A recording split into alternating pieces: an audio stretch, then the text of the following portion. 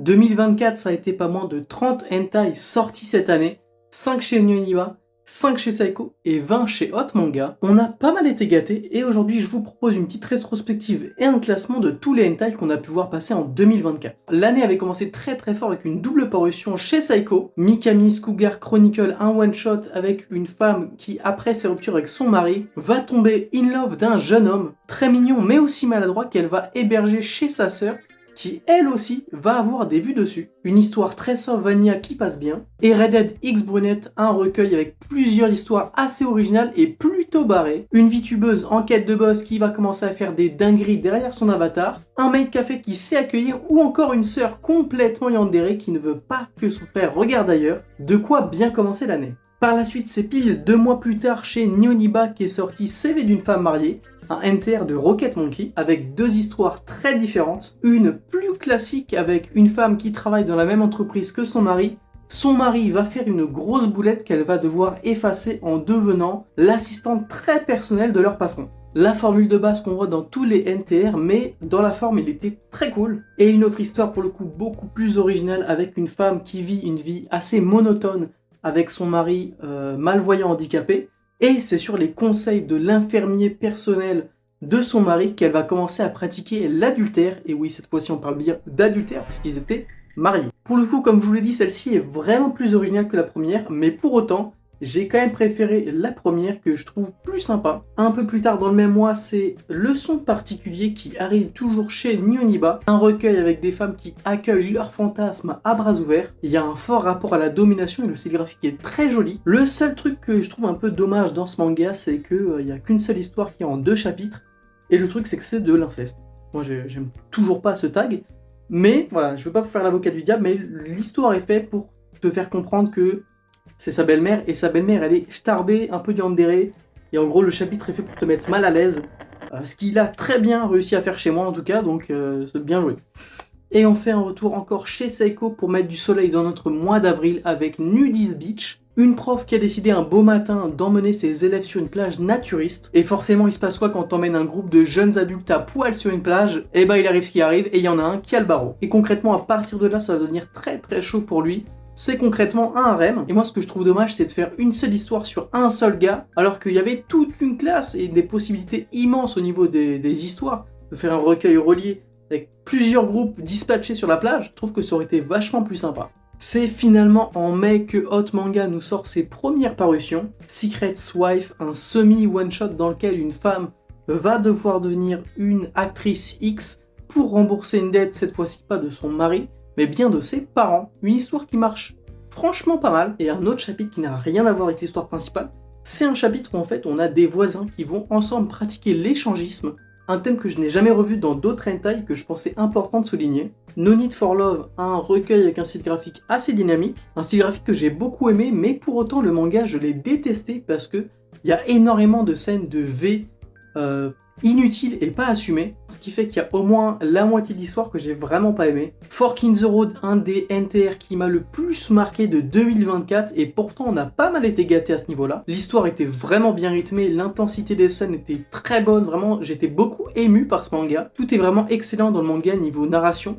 Le seul petit problème qui peut déranger certains, c'est le style graphique, qui a pas mal été critiqué à la sortie pour son côté un peu trop effacé, gommé. Même si pour moi le style graphique a bien marché, parce que ce petit côté effacé, je trouvais qu'il marchait très bien avec les sentiments des personnages qui justement s'effaçaient un peu au fil de l'histoire. Donc je trouvais que ça faisait un petit écho très sympa. Et pour compenser ma peine de cœur, il y avait Bi-Romance, un recueil vanilla tout simplement sublime dans son histoire, dans son visuel, dans sa cover hyper soft et super innocente. Tout est sublime dans ce recueil. Mais c'est pas fini parce que à peine un mois plus tard, c'est Sorceress in Otherworld, Les couleurs de l'innocence et Futari Yugari. Pour le coup, eux, c'est pas la même ambiance. C'est vraiment des recueils qui sont ok tiers de fou. Et heureusement qu'il y avait Love Me Tender qui était là pour rattraper cette vague. Et là on parle, cette fois-ci c'est un semi-recueil avec une grosse histoire principale assez second degré, très vanilla, qui passe super bien. Franchement, je me suis bien marré, et de retour chez Saiko avec cette fois-ci un petit chef-d'œuvre,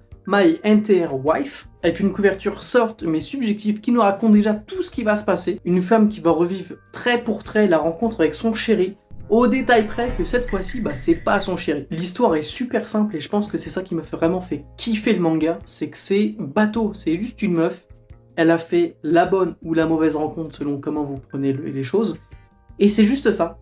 Et c'est super triste parce que franchement c'est rien de plus quoi, c'est juste une rencontre de trop. Et c'est incroyable. Et de retour chez Hot Manga avec 6 nouvelles sorties, cette fois-ci avec leur nouvelle cover. Dans l'ordre Souffle Sensuel, un recueil de 11 histoires. Ça fait beaucoup, pas vraiment le temps de développer les histoires ni les personnages, j'ai pas aimé.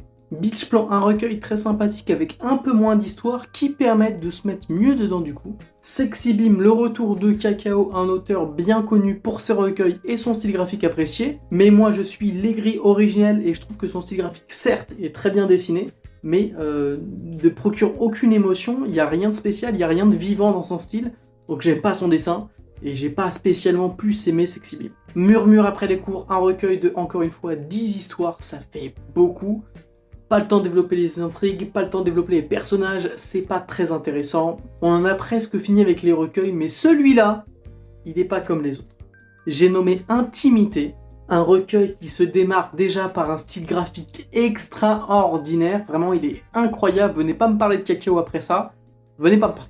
Venez juste pas me parler. C'est full up d'histoires vraiment originales, pas à l'eau de rose, et surtout une mécanique que j'ai découverte dans ce manga, c'est le fait que les histoires soient reliées. Et ça c'est vraiment kiffant d'avoir l'impression de lire un univers bien connecté. Typiquement une fois que t'as fini Intimité avec son style graphique et les histoires comme ça, les autres recueils ils te paraissent fades, hein. Tu peux pas, c'est pas comparable. Et pour finir cette vague, c'est le quotidien sexuel d'Ekatsura, un NTR dont j'ai un peu le cul entre deux chaises au niveau de mon avis. Inconsciemment, j'ai un bon souvenir du manga et pourtant la lecture, je sais que j'avais râlé. En plus, l'histoire avait de quoi être intéressante, hein. Une femme au foyer, son voisin fou amoureux d'elle. Globalement, un NTR correct. Le problème, c'est que l'histoire commence directement sur une scène de V et ça passe pas. Sinon, l'histoire elle est ok et le style graphique il est pas exceptionnel non plus, mais vu qu'il y a une petite patte, moi j'aime bien. Et pour finir, ce mois d'août, c'était Nihoniba qui arrive avec une double parution. Revenge Hypnosis, un one-shot sur un gars qui se fait harceler par 3 meufs et qui va les hypnotiser pour se venger. L'auteur, je le connaissais déjà pour certains de ses doujinshi et mangas, eux aussi sur le thème de l'hypnose. Mais pour le coup, celui-ci, c'était vraiment une découverte pour moi. Et encore une fois, ouais, j'ai bien kiffé celui-là. Monster Girl in Otherworld, on avait déjà fait la rencontre de Mizone, ce mangaka spécialisé dans les Monster Girls, dans une autre publication, Nihoniba. Il était de retour avec toujours des recueils sur le thème de l'amour, le tout dans un monde avec des histoires interconnectées par des événements ou des personnages, ce qui encore une fois renforce encore plus cette immersion dans ce monde fantastique. Et vu que les Monster Girls ça pète, je ne peux que valider. Et on arrive sur les 6 dernières sorties 2024 chez Hot Manga. Partie fine après les cours, pas grand chose à dire dessus, j'ai pas aimé le style graphique, trop lourd, trop chargé, à l'inverse de certains mangas qu'on va voir avec un style graphique beaucoup plus doux. Lovely Ride, un recueil avec un ton un peu vanilla, assez mignon, rien de spécial à dire dessus. Si doux et chaud, je m'attendais à un recueil avec des personnages plus chubis, au final pas tant que ça. Les histoires sont assez choues sur les petits plaisirs de la vie, et graphiquement là aussi c'est assez mignon, j'ai bien aimé. Et pour finir sur les recueils Love Sharing, là on est moins dans le vanilla, on est plus sur des jeunes femmes mûres qui savent ce que c'est la rue, la vraie. La cover en mode un peu première de journal, j'adore. Et pour terminer cette année en beauté, Hot Manga nous a fait kiffer avec 2 one-shots vraiment cool. Coupable de V, un one-shot qui mélange femdom, enquête policière et village mystérieux. Franchement, autant le premier manga de l'auteur chez Hot Manga, j'avais pas vraiment aimé, autant celui-ci, il a vraiment su me convaincre. Et pour finir, le cercueil cérébral. On reste dans une atmosphère mystique, mais cette fois-ci, on ajoute une touche de vengeance et de dark fantasy, avec des scènes bien dérangeantes et violentes, et une super histoire de quoi bien finir cette année chez Hot Manga. Dernière parution, Seiko Amour Impur, le retour de Shindol, le mangaka sûrement le plus controversé, mais pour autant l'un si ce n'est le meilleur dans son domaine. Amour Impur a beau être le petit dernier Shindol arrivé en France, c'est pour autant son premier manga relié, un recueil de 5 histoires vraiment excellentes, avec des thèmes toujours plus immoraux et extrêmes qui peuvent très souvent être dérangeantes. Je pense à la petite vachette en l'occurrence. Ah, ça d'aller en prison. Avec son style déjà très marqué, Amour Impur est déjà une valeur sûre signée Shindol. Et c'est Nihoniba qui ferme le bal avec Please Freeze Please, un one-shot qui se lit très très vite, et c'est pas parce qu'il est excellent, mais c'est plus parce que c'est beaucoup de pages pour pas grand-chose en fait. Genre, en toute franchise, je peux vous résumer l'histoire en cette phrase, c'est 3 étudiants qui vont ken dans une bibliothèque. Là, dans cette phrase, il y a franchement 90% de l'histoire qui est passée dedans. C'est aussi simple que ça, c'est pas plus que ça. Autant parfois, il y a des recueils, tu te demandes pourquoi ils n'ont pas eu l'idée d'en faire un one-shot, autant celui-là, franchement, un recueil de 20 pages aurait suffi pour raconter tout ce qu'il y avait à raconter. Honnêtement, il y a pas grand-chose à dire, quoi. C'est vide. En fait, il est vide, le manga, voilà. Il est pas mauvais, hein. Il est juste vide. C'était pas le meilleur pour finir l'année. Maintenant que le classement est fait, il est temps pour moi de vous révéler ce qui est pour moi le hentai de l'année. Vraiment, le manga à retenir, et bah c'est bel et bien Biromance. Franchement, moi qui préfère largement les one-shots à tous les recueils, celui-ci, il m'a dit, bah, ferme ta gueule. Non, juste, lis-moi, lis, voilà, t'as bien mangé, t'as plus faim. Il a raison. Il y a tout. C'est vanilla, pas trop, mais genre, c'est pas gnangnan, c'est un bon vanilla, c'est un truc cool.